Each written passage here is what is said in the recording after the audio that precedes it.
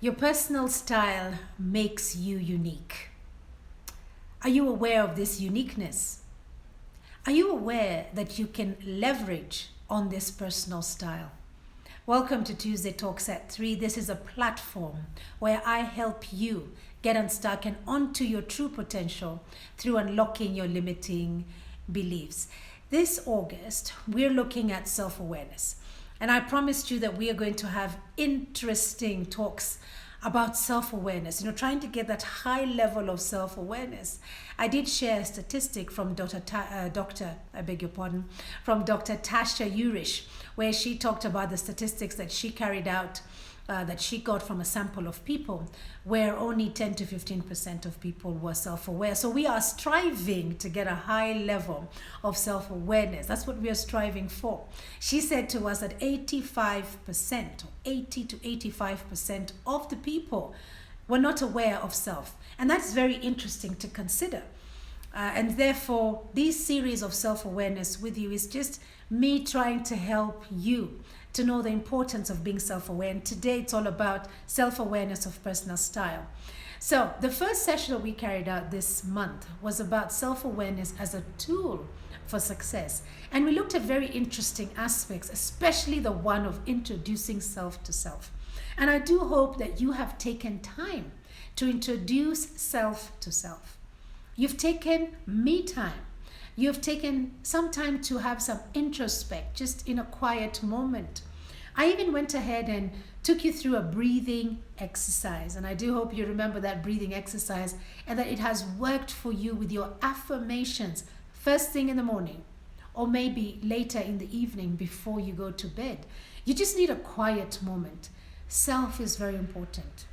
You have to fill that cup of yours so that you can pour out. And when you do pour out to others, it's coming from a place of fulfillment, a place that is full of that thing that you're pouring out, and not emptiness, So this is Tuesday Talks at 3, where I have promised you in this month of self-awareness that we will have an exciting time. And the first question we asked on day 1 is that if nothing was to change between now and the end of the year, how would that make you feel? Those kind of questions are very pertinent questions, because if you do not ask yourself these questions, then you may never have that great fulfillment of coming face to face with self. I did mention, though, that coming face to face with self at times can be very scary, because we have two sides to us. We've got our dark side and we've got our light side. And the sum of these two sides make you. We should not suppress our dark side. We should just know how to manage it. Be aware of it. Being aware of it is the first thing about managing our dark side. Because I might be here smiling with you, and then something happens in my environment and you see a totally different Lucy. I need to be aware that that Lucy exists just under that skin, that Lucy is there percolating. That Lucy makes up this Lucy that you're seeing here on the screen. And the same for you. So you have to know your dark and your light sides. And that is you having a high self-awareness of self.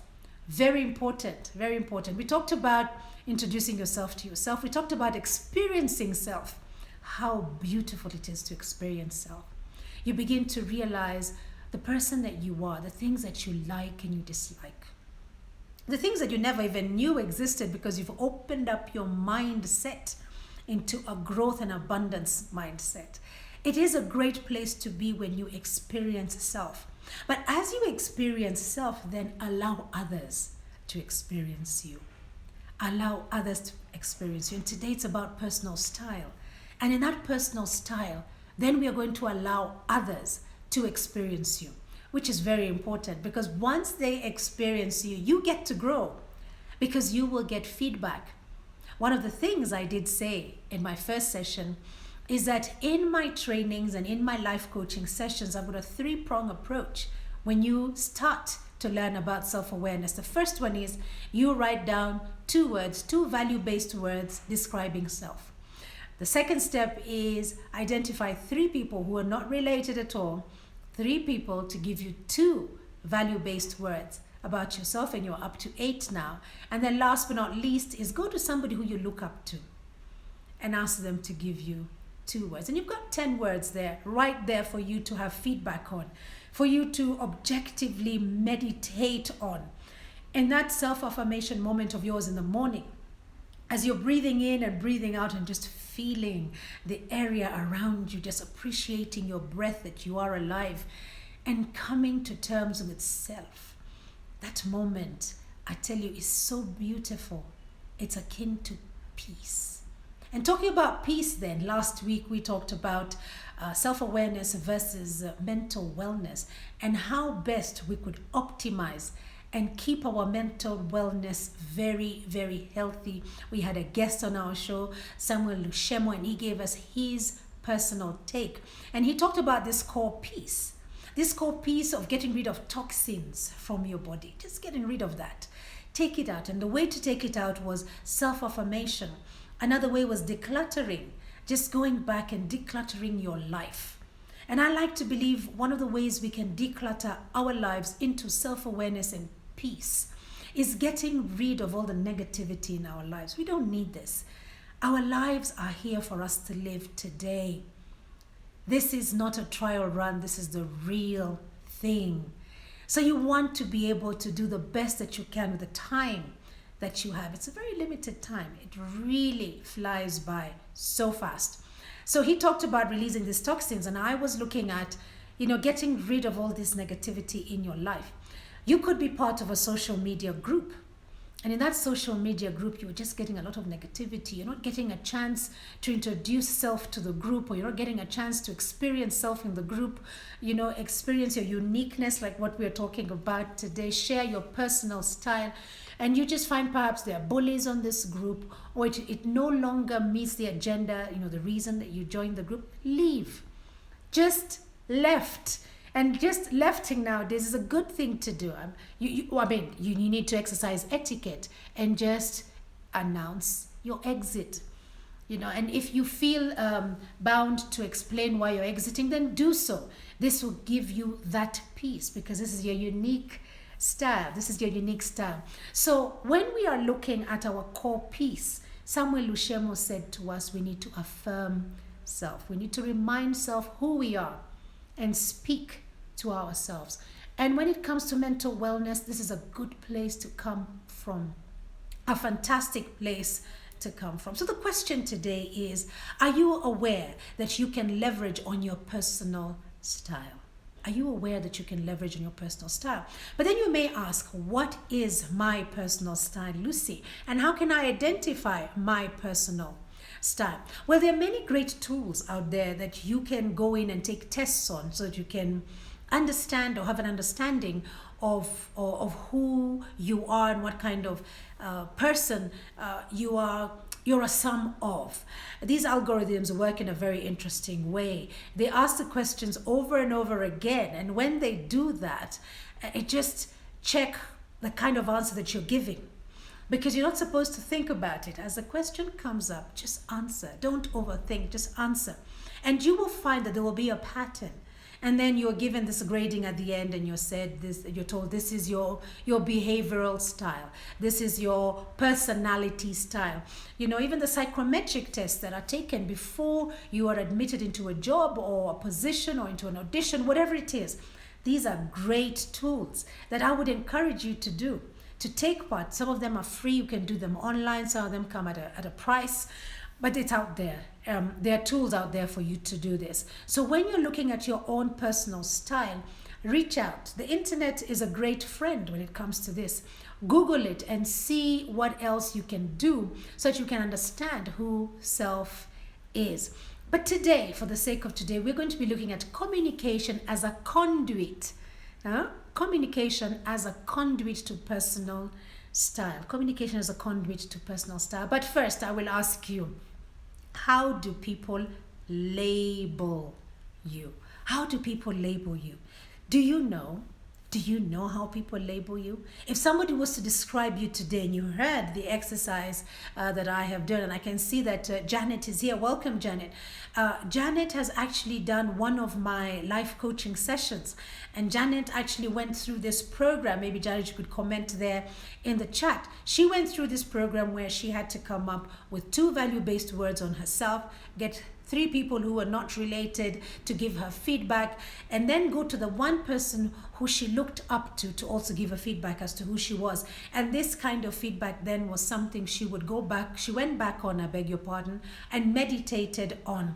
And some things she agreed to, others she did not to, but it was definitely food for thought. So how do people label you?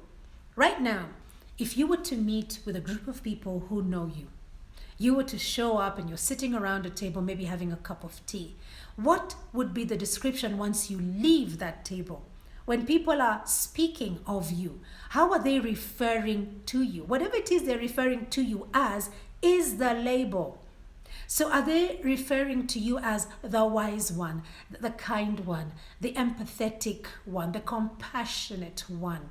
Are you hearing those are values? Those are value-based descriptions that we are using. Are they labeling you as a loudmouth, as the know-it-all? Are they labeling you as a non-starter? What are they labeling you as? There's a lot of judgment that is going around. And it goes around and comes around. But you know what? It's going to land on you one day. And how are you going to react to it when it lands on you? Well, we need to be prepared.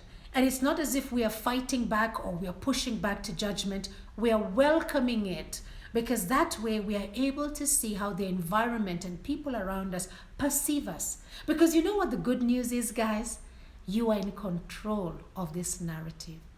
You are in control of how people are going to label you. It's all in your hands. You're not a victim here. You are the creator.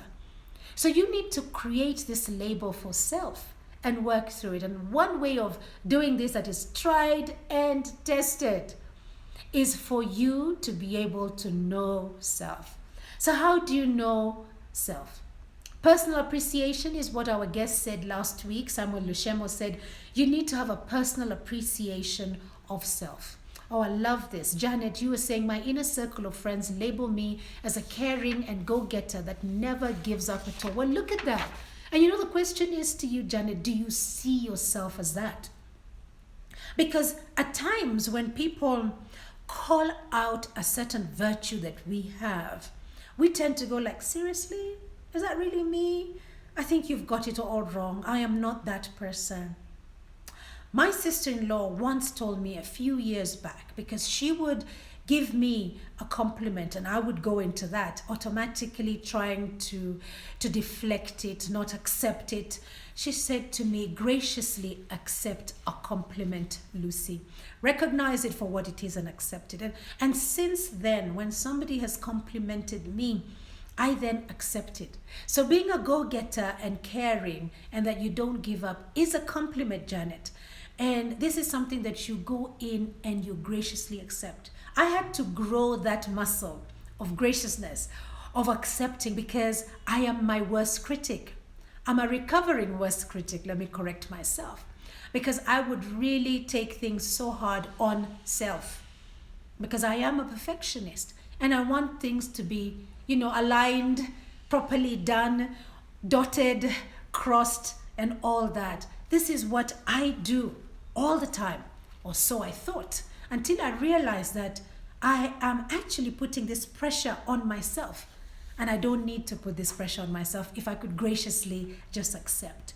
He talked about us and the environment. Appreciation of self, when we talk about personal appreciation, was that we just needed to understand who we are and know that we are perfect in our completion. And this was our personal appreciation. To be in that peaceful environment of self was very important. In that, the challenge came when people brought on the judgment and voiced it and tried to beat us down. Today it's called body shaming. And body shaming could be about your physical body, or it could be about the person that you want to be, the person, the behavior that you're pouring out. And then the judgment comes across. It was a very interesting take what Samuel said. And I'm still having moments of taking it in and digesting it and just processing it. He was very clear when he said, when somebody comes to you and body shames, you thank them, because that is feedback. You then say that you are sorry for what they're going through. I am still digesting this. I haven't tried it in the past 1 week, for fear of this other person perhaps really lashing out at me. But it's just because I am that kind of a person. And I'll get to that. I'm an introvert and I will come to that. I am just that kind of person. I need to think things through. Samuel was very categorical and he said, say sorry to the individual for what they're going through, because that person is only coming from a place of pain, and that is why they are body shaming, as opposed to giving you positive criticism. Positive criticism does not mean that it is all rosy and all. It's just telling you that this is the area where you're falling short. Perhaps you need some help. Perhaps you need some pruning. Perhaps you need some sharpening of your saw, whatever it is. That is where he was coming from with how to handle body shaming. It was very interesting that in mental wellness, it is very important for you to know how to handle body shaming so that you don't spiral into depression and negativity, that you use that as a platform to just transcend. Janet says, absolutely yes. I see myself as a very aggressive lady who never gives up easily. Well done. And there you already have an essence, a higher sense of self-awareness. Therefore, Janet, if tomorrow somebody would come and say to you, you don't have what it takes, you already have an answer to give them, because you know you don't have what it takes in every aspect in life. But there are certain aspects that you have what it takes, and that's what you have to remember, Janet. Fall back to that. Because again, this is someone who is body shaming, someone who is trying to show you that you don't amount to anything. And therefore, they are telling you that you don't have what it takes. And at times, this is yourself telling you that you don't have what it takes. And the minute you tell yourself that, that is already a limiting belief. Speak to self.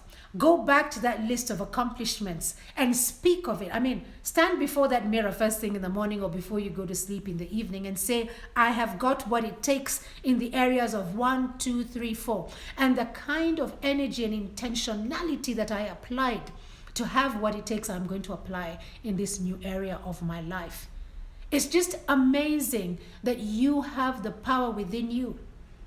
And I keep on saying this when it comes to my life coaching sessions, that as a life coach, I'm not there to give you answers. I am there to help you unearth that creator in you. And talk about unearthing the creator in you, I've got a free masterclass that I give every quarter, and I do hope I will see you there on the next masterclass, which is going to be next month of September, and it will be here on my social media platforms. Just look out for it and join us. It is a free masterclass, and you come in and you're able to share your thoughts and your outpouring of behavior. So I do hope that I will see you then. So Samuel Lushemu gave us a lot of insights about mental wellness. And it is my hope that as we're going through this personal style today, we will be able to answer that question. Are you aware that you can leverage on your personal style?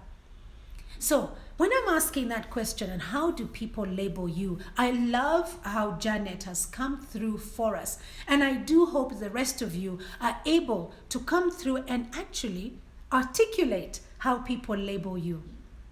Because in the labeling of you, you are able to be totally self-aware and comfortable.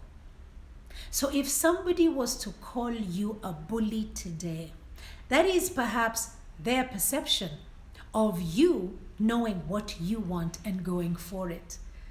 This is not you catching feelings. This is you totally understanding emotional intelligence, that this individual is coming from a different place. It is your duty to inform the world who you are.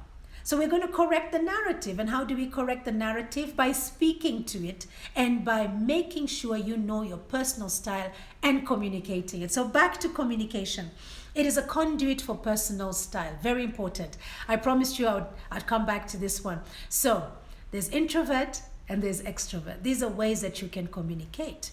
If you're aware of these two terms, an introvert is somebody who celebrates self in their own space. They love their own company. They're thinkers. They think things through. They don't just jump to conclusions. They're not very good team players. However, an introvert is somebody who is reserved. It is assumed, and I use the word assumed, that an introvert is shy. Now, in comparison, an extrovert is outgoing, full of energy, gets this energy from being with people, around people, likes to talk things through with everybody, to get inside information, works as a team, is a life of a party. Is a life of a party. Now, these are two different styles. And which one are you? Well, I'm an introvert. Just as I had said earlier on, I'm a thinker.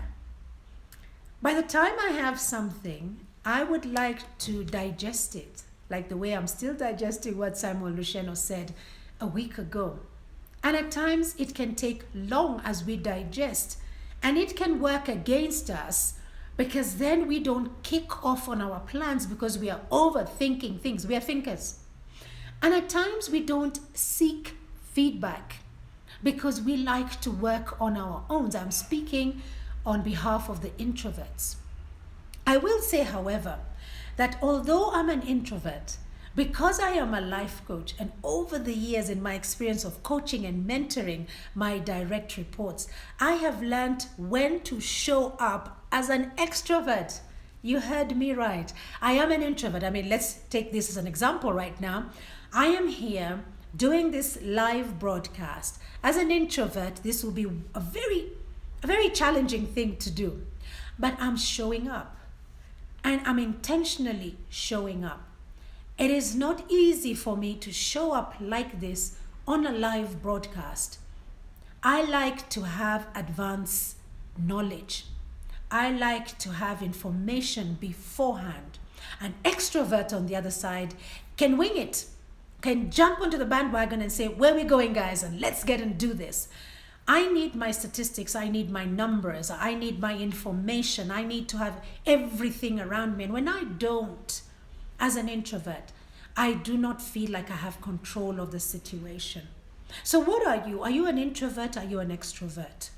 Because if you are an extrovert, you can also show up as an introvert. You will know the time to be reserved. You will know the time to spend time alone so that you can get to know self. It is assumed that introverts are the ones who have got a higher self-awareness. It is assumed. It doesn't mean that because I like to spend time alone that I am aware of self. It doesn't necessarily mean that. It just could mean that I spend time alone doing other things, enjoying other things of myself, maybe reading a book, but not connecting it to self-awareness. So back to the extrovert. If you are an extrovert, you can actually switch on your introvert nature. The time that you choose to be quiet, introspective, you are then taking up the traits of an introvert. And this is how we begin to answer the question today. Are you aware that you can leverage on your personal style? So if you're an introvert out there and you're listening to this, you can be able to leverage on that, because at times you find that there's so much expectation of you as an extrovert. You're out there at a party and everybody wants you to be the life of the party, and that is the day when you've taken a dip. And we're going to get to the dips at the end of this session that you need to be aware of.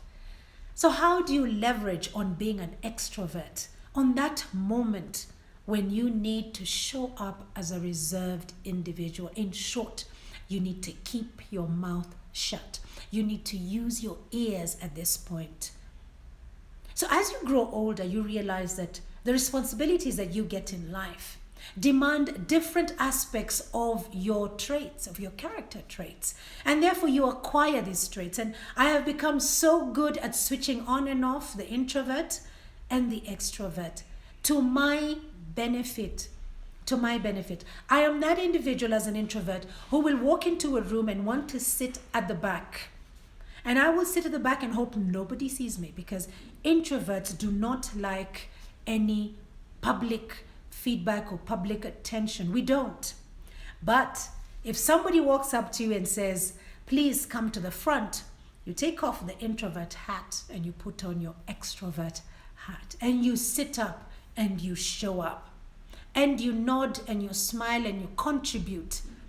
Because you have been prepared, you have had time with self to know what makes you tick. So when we talk about what makes you tick, you need to be self-aware of who you are. We've already discussed this with Janet, of the 10 areas that she had to pull out from people. You need to know your light and your dark sides. Because I could be called up to the front and I start saying, no, please, just leave me alone. And it's an off day for me. And we're going to get to the dips, like I said. And maybe there will be that ugly Lucy that comes out at that point, because I really don't want to go to the front today. I cannot exchange my hats today, guys. Just leave me alone. The thing is, the moment that I keep on showing up as an extrovert, there are those people who are not aware that I'm introvert. So they will always know that Lucy will be the life of the party. Lucy will come and step up on stage. Lucy is the one who is going to come and make things happen as an extrovert. The amount of energy that is needed for me to do that is huge. But I am aware of self. I have a higher self-awareness when it comes to that personal style. And I do know with my career and where I am today in life, I need to show up as an extrovert more often than not, because my introvertedness is the one that is preparing me to show up as an extrovert. I hope I'm speaking to somebody right now. If you're an introvert, you can change your hat and still go back to being an introvert. If you're an extrovert, you can exchange it. So you need to know your light and your dark sides and play them against each other. Do not suppress. Problems begin to happen when you suppress that dark side. What you need to do with the dark side is acknowledge it. Speak to it so it doesn't become this green-eyed monster. So what could your dark side be? Perhaps it is sarcasm. And that is what you do when something good is happening to somebody else. You come out as sarcastic. And suddenly you begin to be consciously aware that you are sarcastic every time you see the success of somebody else. You need to work with that and manage it. And when you begin to manage it, you realize that you can feel it coming on. You either decide, like somebody said to me the other day, you drink some water and it doesn't go down. I said, that is suppressing it. You don't want to suppress that dark side of yours. You want to speak to it and know that it is coming up. And as it does come up, deal with it. Deal with it, because these two parts make up a sum of you. Without your dark side, you are not that individual.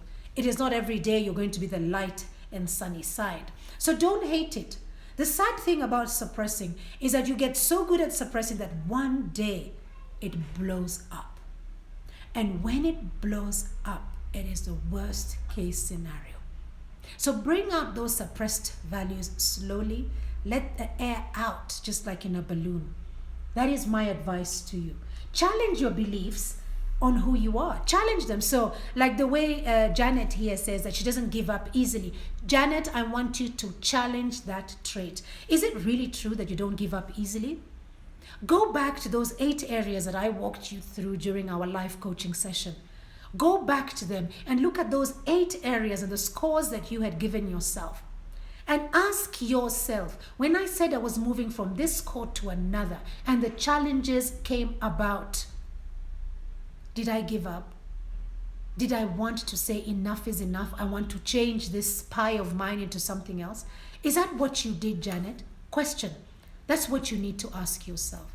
So you challenge it. And why do I say challenge? Because limiting beliefs These are just opinions that we have of ourselves, of others, and the world around us.